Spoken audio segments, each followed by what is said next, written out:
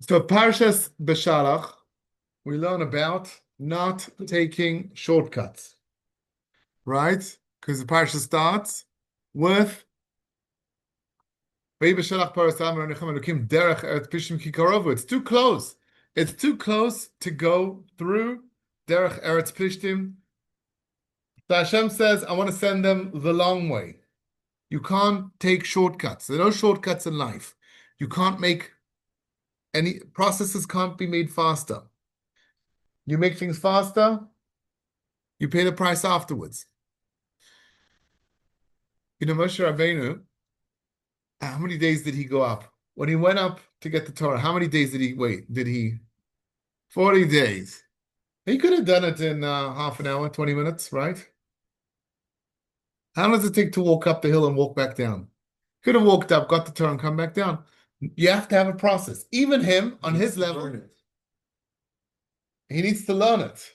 But you can do what? Right. There's this very special number. 40 is a very special number. The same thing when we left Mitzrayim, coming to Eretz Yisrael, you need that process. You can't do it within what it says. It says it's a 3-day walk. Derech Eretz Pishtim. You can't. You have to spend time. There has to be a process over here. They wouldn't have been able to work on their fears. Because the pasuk says Am Yisrael would have seen the wall, and then we would have stopped. We would have been too scared. We would have run back to Egypt. In order to deal with your fears, in order to deal with what's bothering you, you need that time. You need that process. Also, should they want it to be close, so they won't be like. If you're far away, you won't want to go back. Yes. Okay, that's another thing. That's another thing. So it's just, there's another thing over there, definitely. Once upon a time, there was a donkey. A donkey's cute. Once upon a time, there was a donkey, and a donkey, he was carrying salt from one place to another. It was very heavy for him, very hard. And he slipped and he fell into the river. And all of a sudden, the crate he had on his back that was so heavy with salt, what happened to it? Wow. It dissolved and it became light. And it became easy to carry. There's a calf. So the donkey, next time, he was carrying something. It didn't feel heavy at all, but he wanted it to be lighter. He was carrying sponges. He fell into the water on purpose, and all of a sudden, it's 10, 20 times heavier. We don't try to take shortcuts. It might work the first time. With the salt, it worked the first time. But the next time, you might be carrying sponges, and he doesn't know what's on his back. There's a lot to learn from that. I'll tell you a story from the Gemara. Rabbi Yeshua ben Chananya was a very big rabbi. Rabbi Yeshua ben Chananya is one of the great Tanaim. He's also a Talmud of Rabbi Yochanan ben Zakkai. And he's buried, by the way? Rabbi Yeshua ben Chananya, where's he buried? He's Rabbi Yeshua. Whenever it says Rabbi Yeshua in the Mishnah, Rabbi Yeshua Omer, did it come up in Gittin? Rabbi Yeshua Omer? Yeah, man. So that's Rabbi Yeshua ben Chananya. And he was a great philosopher. He could argue with the greatest philosophers. Nobody ever beat him in any argument. He's buried there's a kever in Tzfat at the bottom of the cemetery with a blue dome. And everybody thought it was kever Hoshea Hanavi. The Arizal came and he said, no, it's Rabbi Yeshua ben Chananya. Now, it's very interesting. In Tveria, knows. How does that Arizal know? That's a very good question. The Arizal, we accept what he says as complete Torah. We don't argue on it. We accept it all the way. There might be sects of Klal Yisrael that don't accept, but you have 99% of Am Yisrael accepts the Arizal as as truth. He came he came into Am Yisrael like a meteorite. He came and in 2 years he taught his Talmidim so much. He brought in so many new things. Kabbalah Shabbos is from the Arizal. We didn't have it before. We had small different types of Kabbalah Shabbos, but not the way the Arizal does it. That's number one. Akafas and Simchas Torah come from the Arizal. You can go through. Akafas come from the Arizal. Kabbalah Shabbos. On Shavuos night, to stay up all night, also comes from the Arizal. There's a long list of things that he brought, and we accepted it right away. It's a very unique thing. There's another thing we accept from Tzfat, and that's the Shulchan Aruch. We accept the Shulchan Aruch. We don't argue about it. We accept it the way it is. No, there's a few. We do, if I'm more precise, there are the Ramah, the Ashkenazim argue on certain things. And there are certain things that maybe the Mishnah Berurah will say we don't do exactly like The the main Shulchan Aruch. things are Yeah, but it's a very interesting thing that the kind of this is accepted. Two major things from Tzfat came out, Beniglev and Benista, and we accept it. More or less, no questions asked. And if you open that and you ask, why is it? Why is it? It's a little hard to explain. Why we just accept the Arizal just like that. Right? Somebody else comes in, so another rabbi comes with all these new chidushim, where we're going to be worried about what type of person he is. With the Arizal, it was all accepted. Okay. Stuff like that, the Russian and what? Yeah, it's Ruach HaKodesh. We don't have Nevuah. What do you say? He understood, yes, but that's not. He can do right. He can do Kabbalah. The Arizal could do stuff. He could turn water to wine. He could do a lot of stuff if he wanted to. He could do a lot of stuff if he wanted to. But that's not enough. It doesn't mean that you follow. We don't follow people that do miracles. That's not a reason to follow anybody. Okay, that's not the reason. That's a little bit about the Ari. Now Rizal says Rabbi Shimon Hanania is buried in Tzfat. רבי אליעזר, שהוא הפך את כל ה... Yes, Nachon, Rabbi Eliezer ben Hurkunus, that he said to the rabbis, halacha is like me. Very good. He said, Rabbi, He changed the water's direction, he made the wall fall, and then he asked... and he made the charuv move, right? Yeah. Right? It's the three things or four things. He changed the direction of the water. Yeah. He made the walls cave in at the end. And then He made the charuv, yochiach, the Yeah.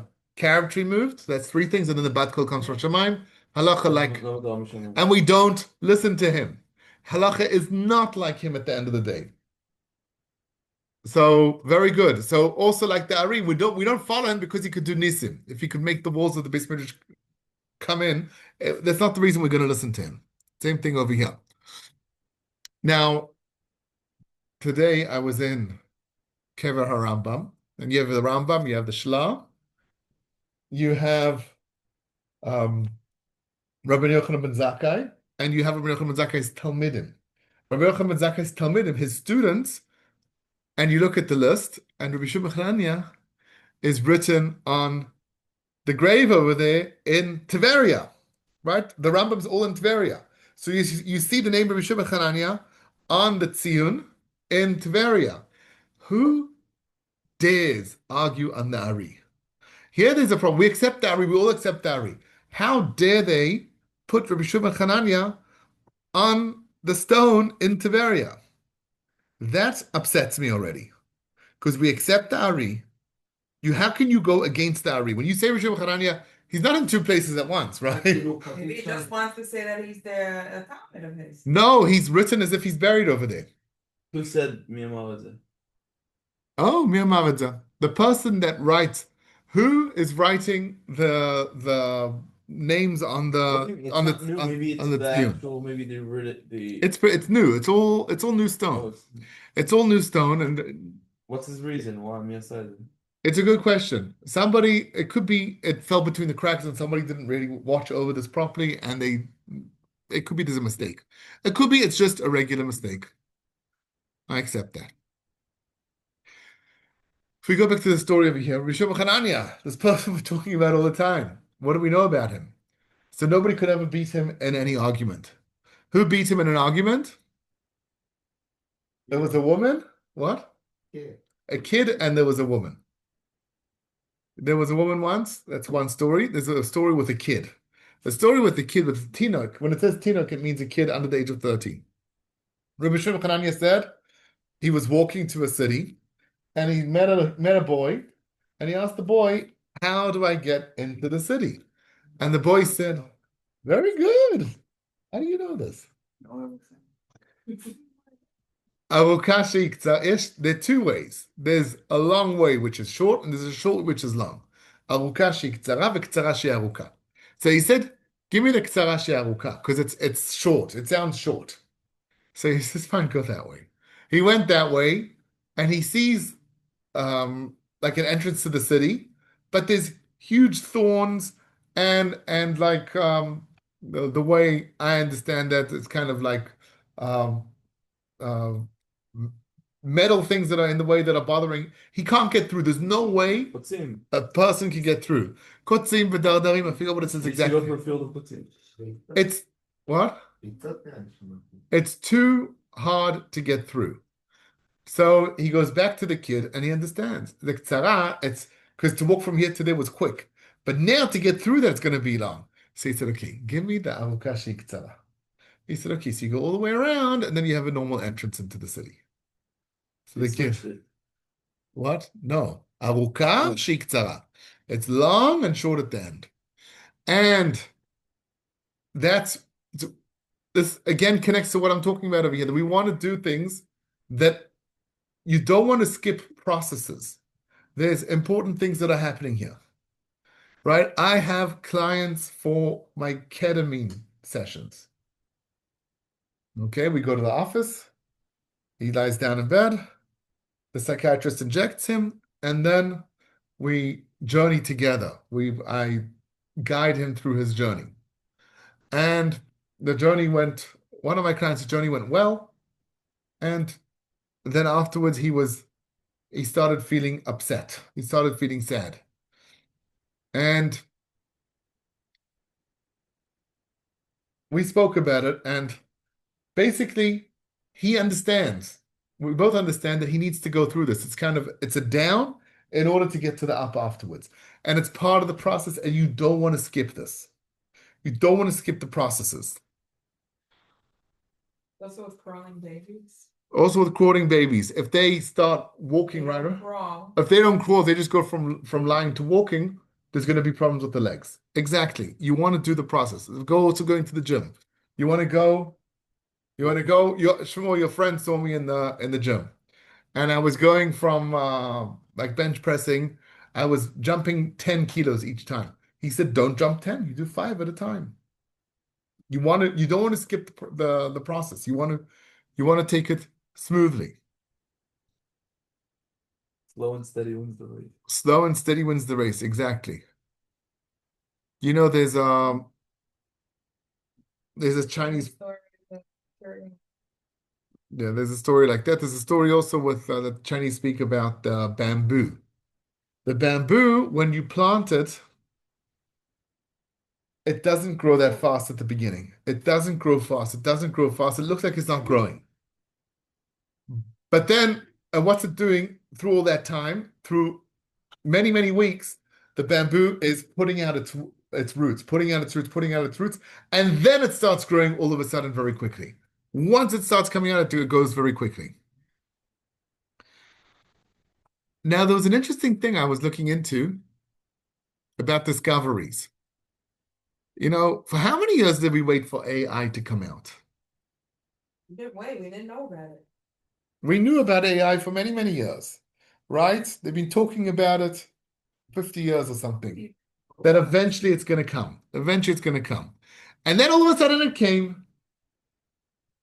And I asked ChatGPT, "You are the first AI. How were you born? What was the skipping? What was that point? How did Newton discover gravity?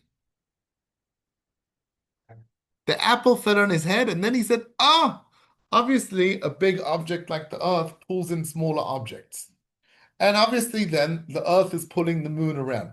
It's not that we weren't floating around till Newton came and he discovered gravity. He discovered the laws of gravity. Please fell. Then why is it called the law? It's when it fell on his head, he worked out It's the supposed law. to be called the discovery. He discovered the law. No. He worked out the law. He worked out the law that's already here. Have you heard of Archimedes? Archimedes. May have you heard of him? Archimedes. Archimedes, the king said to him, I got this very, very fancy crown, and it's gold, and it sticks out like that, and it sticks out like that, and it sticks out like that. I want to know how much gold is in this crown. How do I work it out? And so Archimedes thought about it. He looked at the crown, looked at the crown, looked at the crown. He didn't know. He developed Then he went and he lay down in the bath and he immersed himself inside, and the water started pouring around the side. And he jumped out of the bath and he started running through the markets of Greece and yelling, Eureka! Eureka! I got it! I know. And then he took the crown after he put on his clothes, he could go see the king, and he took the crown and he put it inside water, and whatever water fell out, that's exactly that's our nefach. That's the volume of the crown. So these are discoveries that happen like that with a flash. But there are other discoveries that are more like a process. And I asked ChatGPT, what was the eureka moment? And he said there was no eureka moment. He says it's years and years and years of building databases, building language bases, building this type of database, that type of database. And eventually there was enough that he could communicate with people in a way that to us looks like he's talking to us. What's going on in his brain, we don't really understand. They don't really understand. very complicated. AI is very complicated, but after building enough bases, they managed to get them, and you have very, very strong processors that were very strong CPUs, computer processors, and graphic processors. Well, not graphic, but RAM. because there was all of that, then he could start working. So it's a process. It's a long process. Again, we're speaking about Am Yisrael leaving Mitzrayim, and we didn't leave the short way, we went the long way. By the way, languages also. Who invented English? Who invented Latin? Who invented They Hebrew? developed. Hebrew is a godly language. It wasn't invented by anybody. But these things are developed. The internet That's also. not Hebrew, it was one. The internet is also a process development. It's not that it wasn't a jump. It was over time. His computer connected, his computer connected, his computer, and eventually we had the World Wide Web. שם זה חלק מהסיפור. No. פירוק העולם, It's 70 languages to show. There are 70 languages for 70 nations.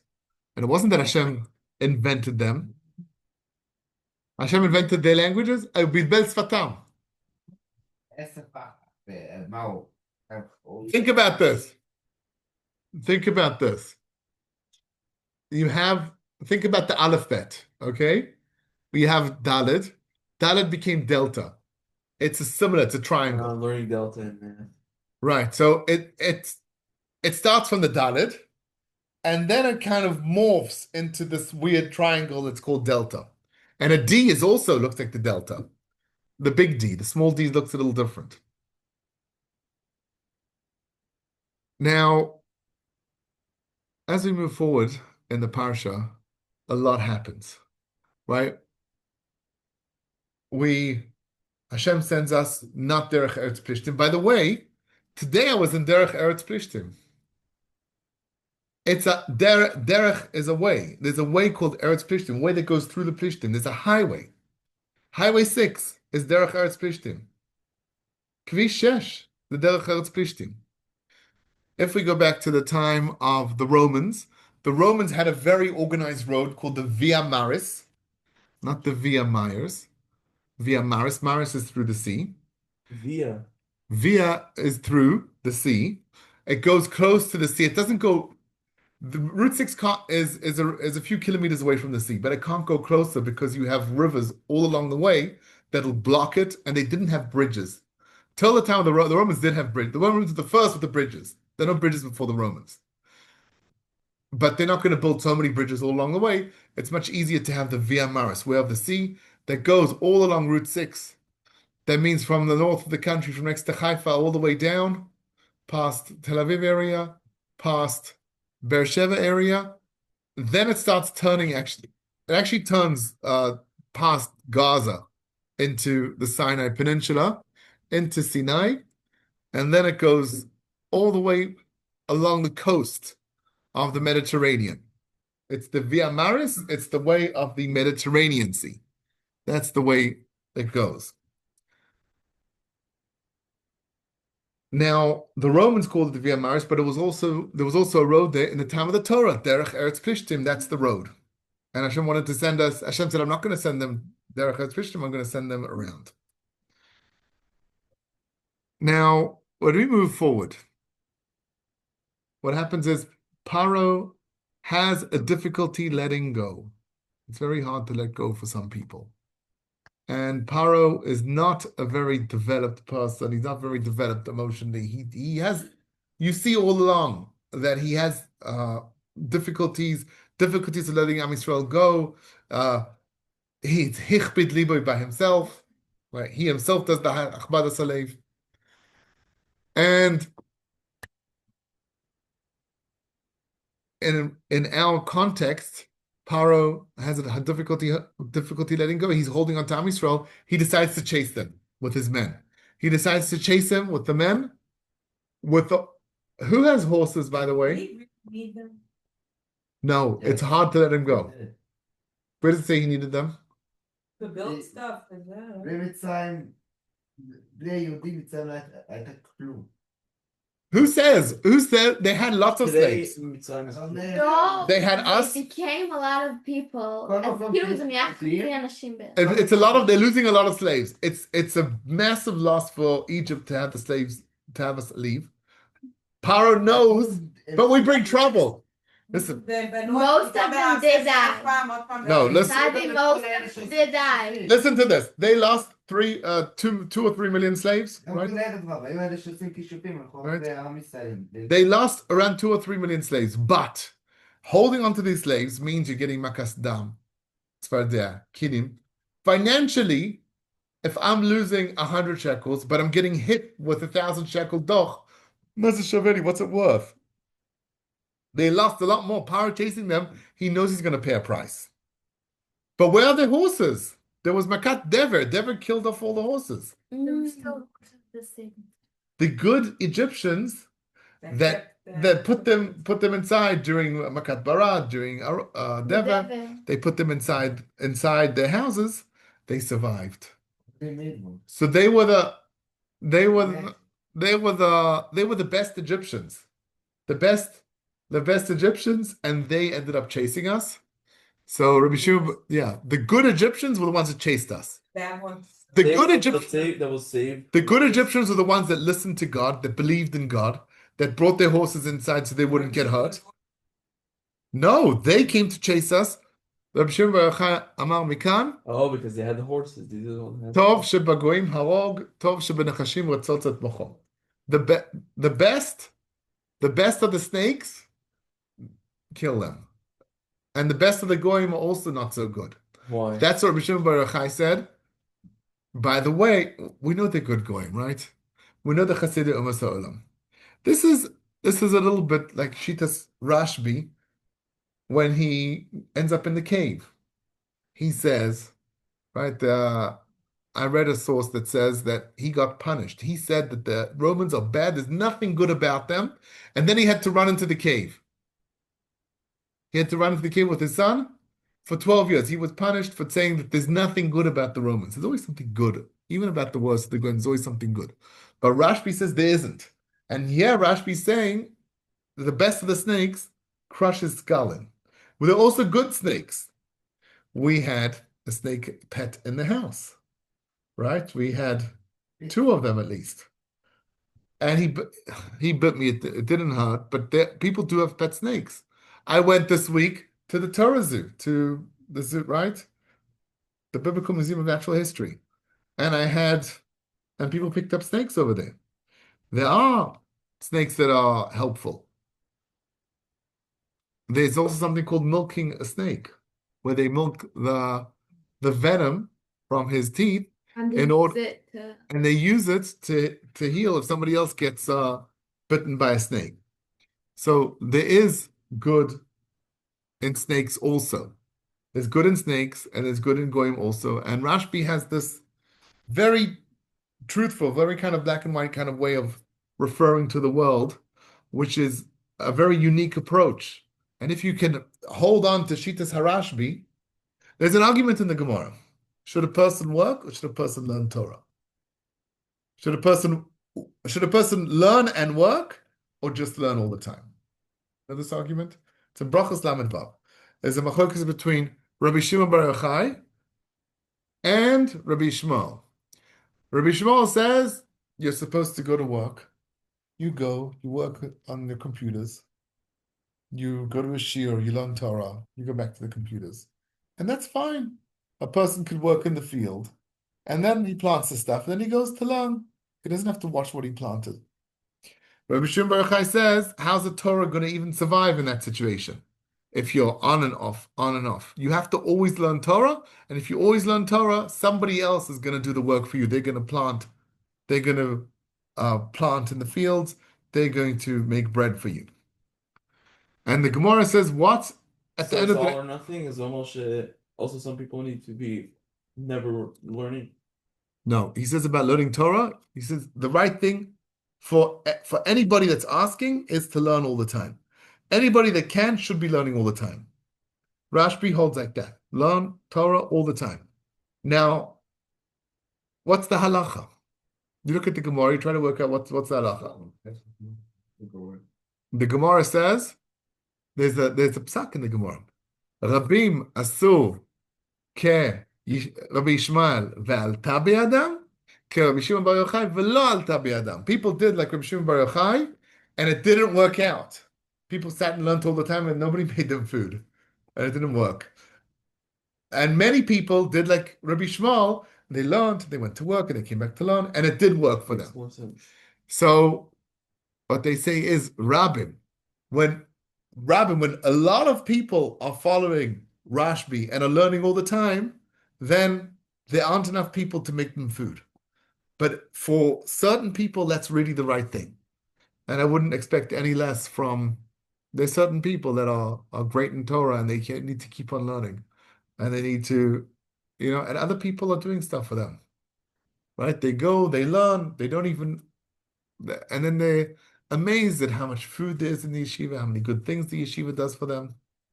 Yes? if you learn, so you know halacha, you know more stuff, so it's more worth it because you get more mitzvot. Right. And if you work, so you don't really know you don't really know it But if you exactly. only work and Okay. support, So what's the question? You have to have it anymore. Because you know.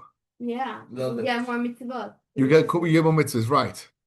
What is the person? The more you learn, the more you the more you do mitzvahs, right? The person that's learning gets more olam haba for sure. The bigger the. What if support 100 operation? That's half of each is one. And you support 100 avrechim, you get half of each one of their Torah. No. Still, the person that's learning has more sachar. He's actually doing it. What do you mean? But if you get half, so it's physically you You're get getting half. There's an element of half. There's an element of partnership. But he has a better life, and he doesn't get. There's a few things. There's also sachar, and there's also a certain level that you get to. There's a level of kedusha. Rabbi Meir Eliyahu just said in his shiur, he said, he said going into Olam Haba, you need a spacesuit. When you go on the moon, you need a spacesuit. Man, what happens if you have a hole in your spacesuit and you leave the hole, you get out of the ship? You die. You die. The oxygen is going to get sucked out, you're going to die. And so when you go to Olam Haba, you need Chalukah Derabbanan. You need that special, it's a light, something made out of light, kotnot or. It's clothes that are made out of light. You need those in order to uh, be able to withstand the Kedusha. If you don't have that, you cannot withstand the Kedusha, and you're going to get blown away. Moshe Rabbeinu never saw Hashem's face. Moshe Rabbeinu, the holiest of everybody, he only saw him from behind. And if we saw Hashem from behind, we would also burn to pieces. Sometimes the Kedusha is too much. There's something Carl Jung says that I've been thinking about a lot. Carl Jung says religion was made so that we can withstand the holiness, that we can withstand God. It gives you the misgeret, it gives you the frame to work with God. If you didn't have religion, if you didn't have Torah mitzvahs, then if you didn't have that, Torah mitzvahs, you wouldn't be able to connect to God, to withstand God. I think a little bit about people who all of a sudden get connected to God and they go and they get Jerusalem syndrome and they go to the kotel and they get undressed. Yeah, there's an element. If you follow Torah and mitzvahs, you follow the framework that you were given, you can withstand the godliness, and that's what Jung is saying, and that's what I'm thinking in this connection. There's a very interesting story about the Baba Sali. I was just in Tzfat, and I just went today to the shul, the Arizal's shul, the Ari Sfaradi. That's the actual shul where the Ari davened. And there's a room inside where every day he would get Gilu Eliyahu. He'd speak to Eliyahu Navi, just like a friend. He'd see him every day. There's a special room where he'd go talk to him. And for hundreds of years, nobody went into the Ari Sfaradi. Nobody went in there because they were worried about what might happen. People went in there and they died very soon after that. So the Baba Sali in 1921, 105 years ago, the Baba Sali comes to Tzfat. And he says, I need to go to the Ari Sfaradi shul. They told him, but it's dangerous. He says, I need to go there and I'm going to open it for everybody else. I'm going to do tikkunim. And he goes there and he has his belt that he wears round. And and it's a kind of a rope belt, part of what he wore, and he covered his head. And he told his shamash, he told his gabbai, I'm gonna stand inside, you stand just outside and hold on to the belt. And if I collapse, pull me out. Just like the Kohen Gadol on Yom Kippur goes into Kodesh HaKodashim, and if he can't withstand the Kedusha and he dies, we can pull him out. So here also, at least you can pull out the Baba Sali's body. But they said they died soon after. The Kohanim that weren't worthy, a lot of them were right. A lot of them would die soon after. Some would die inside. And so the Baba Sali were worried he was going to die inside. And so he stood there and he davened and he did tikkunim. And when half an hour went by, an hour, 2 hours, and then the Baba Sali came out. He didn't have to be pulled back even once. And then he came out and he said, that's it. It's open for everybody. Anybody can come in. And now all of us can go visit the Ari Sfaradi, the original shul of the Arizal, after the Baba Sali did the tikkunim. He opened it up for all of us. What did he do? He did tikkunim. It's things in Kabbalah that he did that are things, I don't know exactly what he did. People that, you can ask Zaidi. Ask Zaidi Zaidi's been learning Kabbalah for many, many years. No. Right? I think for longer than that. No, more. I think that he has a Rebbe for it and he does it really organized. And you can ask him about that. So we're going to finish pretty soon.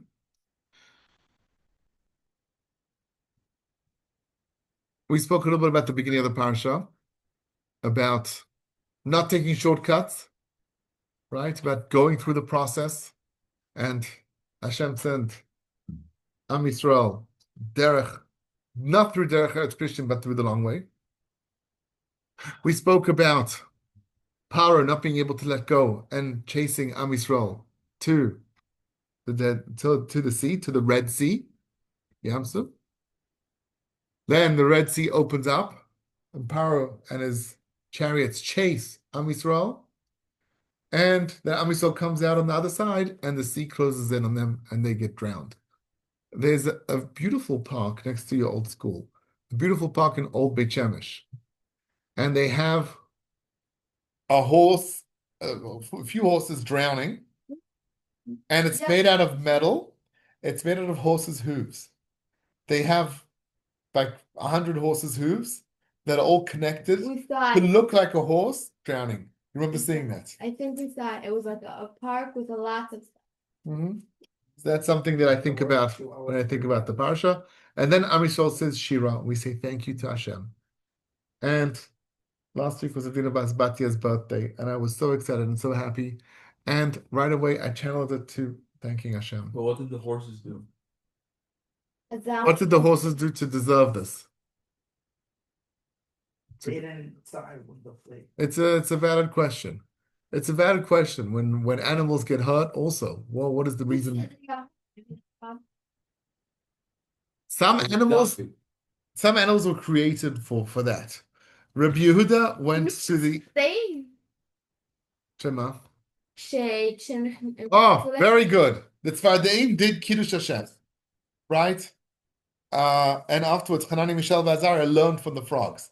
They said if the frogs were everywhere. They were even in the ovens. When the ovens were on, they burnt themselves. So Hanani, Mishael, and Azariah, where they were told to bow down to Nebuchadnezzar's Andarta, the certain statue he had, or to be burnt. And they said if the frogs jumped into the fire, we should also jump into the fire. And they jumped into the fire and they survived it. זה בגלל שזה אחד משלושת האיסורים שקורה. וזה לא יש לכמות אלינו קדוש השם. It's an Andarta, it wasn't an actual Avodah Zarah. Taisa says that in Ksubis. So the frogs we have, some animals were created for certain things. Rebbe goes to the Shechita house, Rebbe Yehuda Anasi, and he's there, and a little calf comes to him and puts his head under his cloak. And Rebbe looks at him, and the calf is so cute. He's like, Mama, I don't want to die. And he says to the calf, go, Lech ki lekach notzarta. Go, this is what you were created for. Rebbe got punished, and he had terrible stomach ache for like 20 years. He had stomach aches, he also had teeth problems later on. He got punished for many, many years. And then אחרי But there's a certain reason over there. Rebbe was right. This animal was created for that. So why was he We just punished? had meat on the table, right? We had meat. How are you Yeah. eating meat? The animals were created. It's the greatest thing for an animal to be able to elevate it to say a bracha, to eat it at the right time, to eat it in a when it's a mitzvah to eat. To elevate it with a bracha, to strengthen your own body so you can do avodas Hashem. It's the greatest thing in the world. Why was Rebbe punished? For cruelty for a Muslim. I'll tell you what your uncle says. Hagoyen Reb Michal Klein says that the reason that he was punished is because he came under his cloak.